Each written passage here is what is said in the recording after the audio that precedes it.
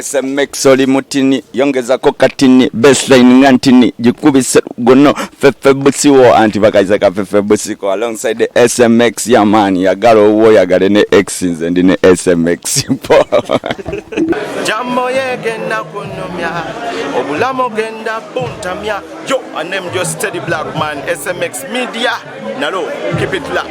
Hi everybody, my name is Nevakoza Patricia. Get a queen from the triplets, get the kids. You're watching SMX Media with SMX promotion. Keep it locked, we love you so much, and don't subscribe. Way, Slim Prince again. Oh, yes, I Slim Prince, aka Mr. Ginger Master, and I want to say big shout out to SMX Media, Uganda, East Africa. Keep it locked down. Boom. Ogenda kunsobola neno lavu jonsaba Zogenda kunsobola neno lavu jonsaba Chobo manyumala wonzena zeno mala wo. If I say good night baby ngamba good night nawe. If I say I love you mukwano ngamba you love me nawe. Hey, what's up? I'm the one and only your girl, Lydia Jasmine Elje. Ngamba saba, banange subscribing ku SMX Media. Yes, catch all your latest gossip. Abayimbi abakabi, buli kimu mubeereko mwekumireko.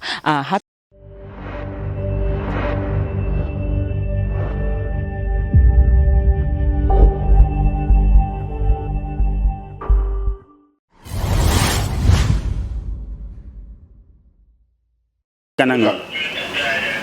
Yes, samanya ndowozi bamutemu SMX representing straight out SMX Media. Waliwo story ke twateeka ya Crysto Panda. Omwana yalaba Crysto Panda nayagala oyingira mu TV yako atako Crysto Panda.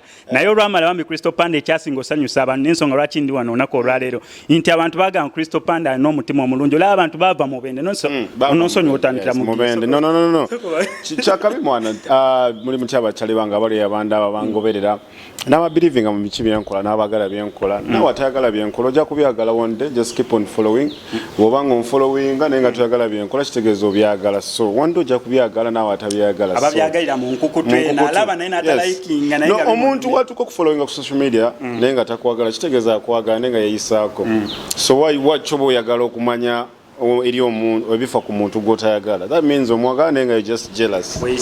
Yes, so mwebale kunjagala mwena abachali bange. Kati ne kinzije yonna gyenvudde olwamala posting ako ka video bonna ba subscribers bange nenkulagaze screenshot ne bagamba nange nonya ku Crysto Panda n'omutima mulungi Crysto Panda bambi buli omu ng'agamba kale engeri wa portraying eri omwana omuto ku ddala lyo liko Crysto Panda okoze shows awards oziwangu abantu basobola okubeera nga abantu baddoga bya bulijjo mwana n'omuyitako. I think abantu cheberabira nti buli muntu abeera ne strategy in life nti nze target yange si abantu bakulu already mwena abafani bamwe mu abantu abakulu abantu abakulu tosobola kubakonvince nga bakwagale bwekola bintu byonna naye bw'otukanga abaana bato bakwagala then you need to love them back.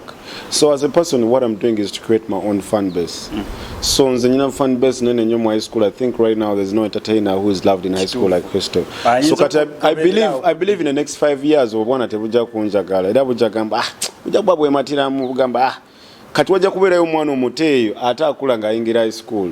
So as a person, as my strategy is to build, audience in different, generations nti also kubeerayo in the next 10 years. Noba toli ku TV naye nga abaana wali abakufollowing. So bana banyize bu video mbwina bungi. Actually every weekend nfuna bu video nga bubiri omuzadde nagamba oh my child abadde wano abadde ngazina kayimbako bu baby. So I love kids a lot and I'm a person who really love kids and mbagala nyabana. Kuloza mbo chikolera mu camera naye gwe ndaba wano. Mwembadde nindi the reception natunda Crysto Panda malesho yi. Obadde wa abana babiri nero balabya after the show. Nabo babagambye daba nange mugende bagambye katumala linda ko Crysto Panda. That means tabikola just mu camera moka. Wabula olaba kati obuzibu tuyina nti abantu balowooza it's about social media. Bichinaye wabera abantu nga muna twakola bwe tutyo nti oyagala abantu kati nze ne bwoba tonjagala tolina kyogenda kunzijjako kitegera. But then when I love you back, that's what God said. Yagala buli ate kati n'ekirala those kids don't fake love. Omwana omuto waba akwagala ne just engeri yakulabiramu eri ku madalo ng'enjigajanga. If omwana omuto is just 2.5 years nga so okulaba n'agamba that's Crysto Panda, yo that's a blessing. That's kisinga muntu alina million za sente ng'oli mu industry. Bantu bangi nyo bafekinga okuba nti akwagaliza ne yes. Ni omwana omuto bw'abanga aliyo n'agamba that's Crysto. Actually not even physically but on screen n'agamba that's Crysto. Ne bwakusanga that's nanti ne yakusanga wandigelozo bayali akifekinga ne yakirira amadana abako bazadde bena janga dduka twa kale ekikwewunyisanza actually nze nali simutegedde nti nali yenga yategedde dan that's Crysto Panda. So n'abantu abaloko advise but most celebrity nze blood kyengamba abantu bonna nti man bowe nango kimanyi oli public figure oli muntu w'abantu just don't do it because of social media. Bolaba nga kana nawala kana tekakwagala obachi. Don't be hard on people, be easy with people. Because omulala yandigambye nze nga meeting abantu nze. But then I looked out mother, this is what happened. Mama omwana yajja ku Instagram. Nansindikira the whole list of, you know, like the whole paragraph. Nangamba mwana nga kwagala ka video kakano. So I was really touched. Namubuzo bera mubende. I'm like, babe. But I was like, you know what? Let me post this video and I'm requesting you to come. Mugamba officially because singana mugamba in private maybe bawe yandi chitabyenganti. Yes. So I was like, let me do it, you know, on my page, let me post it. So when I did that, I was really happy. She reached out again. Nangamba nzija. Yeah, I was really happy. It was even on Saturday and actually an activation here blue band you know kola bakama wange bankubira amasimu kumu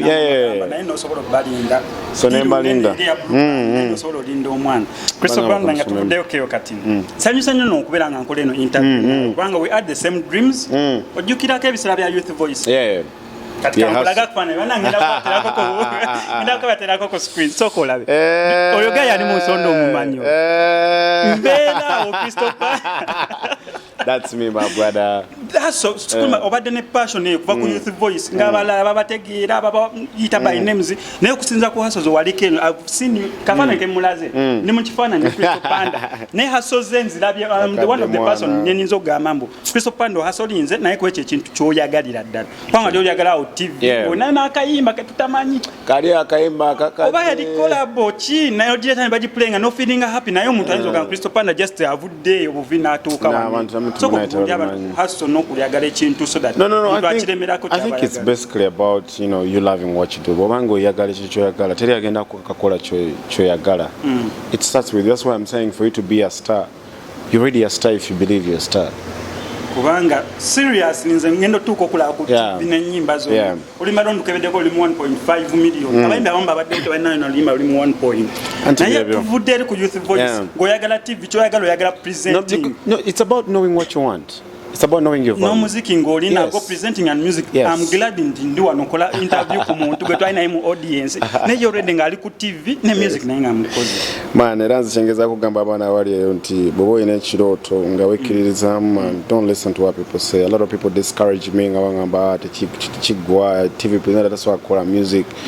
But then as a person I loved music before joining TV but I didn't know how to do it. Then I was like let me put it on a break, let me focus on TV. So when I joined TV then I got an opportunity. I can line up my life like this. Mtanzo gama ne TV wa jigwa mungu just favor. Ne muntu omulaga ka kilipo kanene. Olaga passion. It took me almost 4 years when I'm asking for a job on NTV. Nenga bango. Yes. Oli yagenda kujja kulaga Crysto Panda eraga. Crysto Panda ali bino bino. So it takes time. It takes time. Wango college chokola, take your time. Don't rush. Bichimusho kone time. But then make sure chintu chobo chikola na low. Chikole na one love.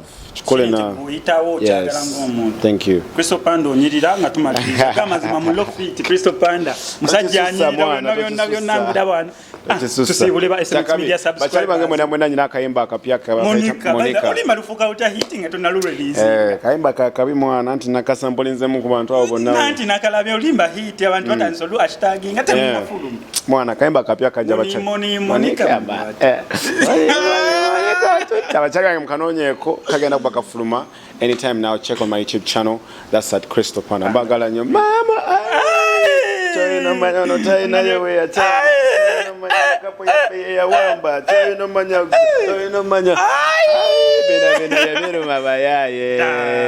Yebiruma bayaye. Mwana gwenkwe. Yazanya Crysto Panda wanange. Webale kubeera omwana. Ba SMX Media subscribe ate mwansaba nkitukiriza mbaletede Crysto Panda nira mu mulabye. Thank you very much Crysto Panda, one love. Na mugende mu subscribing ku YouTube channel yo, nyimbe empya zigenda beerako atusubiza mu like next week agenda beera droppinga Monica ulimba rolupya sobola linda amazina kubanga video za Crysto Panda mukimanyi bulungi nyozo beeramu amazina. MCSMX I sign out.